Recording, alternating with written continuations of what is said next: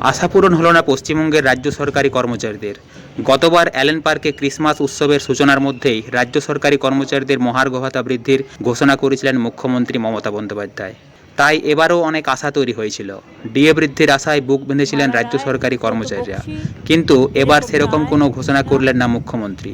যদিও 2025 সালের 1 জানুয়ারি থেকে ডিএ বাড়ানোর এখনও অনেক সুযোগ আছে। পরবর্তীতে সেই ঘোষণা করা হয় কিনা সেদিকেই তাকিয়ে আছেন রাজ্য সরকারি কর্মচারীরা। বর্তমানে রাজ্য সরকারি কর্মচারীরা ষষ্ঠ বেতন কমিশনের আওতায় 14% হারে ডিএ পাচ্ছেন, যা 2024 সালের এপ্রিল মাস থেকে কার্যকর হয়েছে।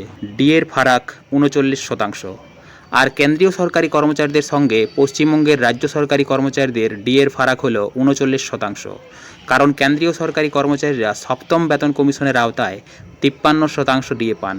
যদিও 2025 সালের জানুয়ারি থেকেই সেই ফারাকের অঙ্কটা আরও বাড়তে পারে, কারণ সাধারণত জানুয়ারি থেকে ডিএ বাড়িয়ে থাকে কেন্দ্রীয় সরকার। ঘোষণা করা হয় মার্চে, তবে কার্যকর হয় জানুয়ারি থেকে। তারই মধ্যে আগামী বছর বাজেটে ডিএ বাড়ানো হতে পারে আশা করেছেন রাজ্য সরকারি কর্মচারী সংগঠনের নেতা। কনফেডারেশন অফ স্টেট গভর্নমেন্ট এমপ্লয়িজের সাধারণ সম্পাদক মলয় মুখোপাধ্যায় জানিয়েছেন, বাজেটে ডিএ বাড়ানো হতে পারে বলে আশা করা হচ্ছে। যদিও যতক্ষণ না ঘোষণা করা হচ্ছে ততক্ষণ নিশ্চিতভাবে কিছুই বলা যাবে না।